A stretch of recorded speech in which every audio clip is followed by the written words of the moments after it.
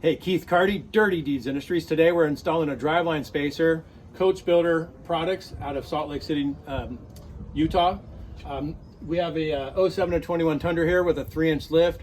It's a 2-wheel drive, and a lot of people don't realize that the 2-wheel drive trucks, the drive shaft becomes too short because there's not enough slip in the transmission in order to reach after you lift the truck.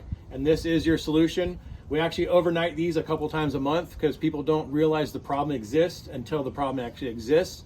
So we're shooting this video today to let people know, look, if you plan on putting a lift on your 2-wheel drive 2nd gen Tundra, you're gonna need a driveline spacer. You can save the overnight cost of shipping by getting this ahead of time, Coach Builder. It's on our website, dirtydeedsindustries.com. Let's go ahead and get it in the truck. All right, so here's the issue with the 3-inch lift on the truck and the drive shaft in sort of a reasonable position. There's still a huge gap between the yoke and the rear end flange.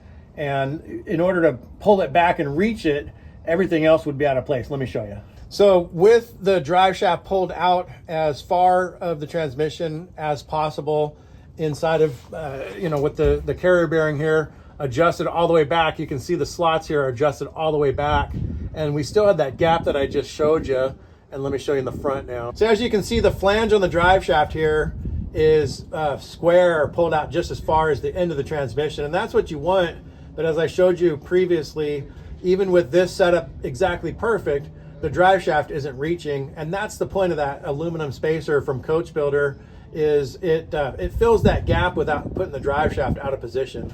Okay, so what we're gonna do now is we have the carrier bearing bolts loose, so the drive shaft can slide forward and backwards. As far as the carrier bearing adjustment will allow us to slide it, that's gonna be the last thing we do is tighten down on the carrier bearing bolts. In the meantime, you can see the Coach Builder driveline spacer is hub centric, and that actually goes just right into the hub of the rear end flange. Okay, so I've got the driveline spacer in place. I'm gonna go ahead and put the drive shaft up in place.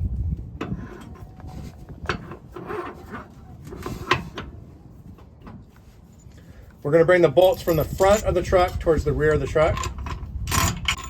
Put flat washers on either side, and then lock washers, and then the nylock.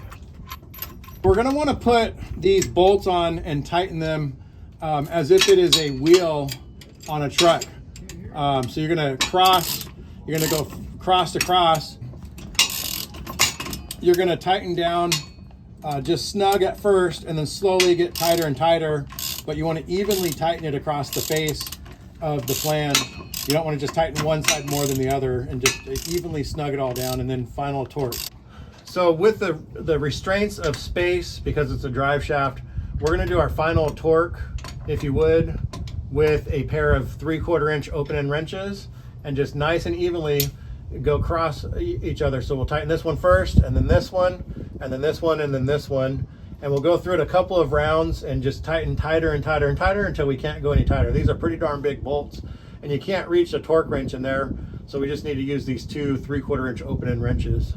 With the driveline spacer installed, now the amount of forward and back where the drive shaft is has been set in place, and you can see now that the carrier bearing is practically in the middle of its adjustment compared to the way it was before, all the way pushed back and still wasn't reaching and everything. So we've gotten the stress off of this carrier bearing because it's just a real light rubber grommet here. So we're gonna go ahead and tighten these now with the truck on the ground on its own weight with a driveline spacer installed.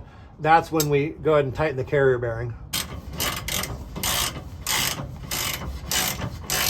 Again, so the driveline spacer is installed, tight as it can go.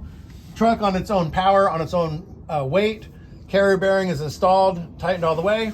Now you can see the drive shaft yoke is almost flush with the tail of the transmission. It's actually pushed in just about 1/4 inch, which is perfectly fine. 1/4 inch in or 1/4 inch out is perfectly fine. You just want to be right in that range. If it's too far out, obviously it's going to wear it out real bad. Too far in, it's going to cause damage to the brass bushing inside. But otherwise, for a 3-inch lift, this 1.25 driveline spacer was absolutely perfect. Everything's in line. This truck is trouble-free for a long, long time.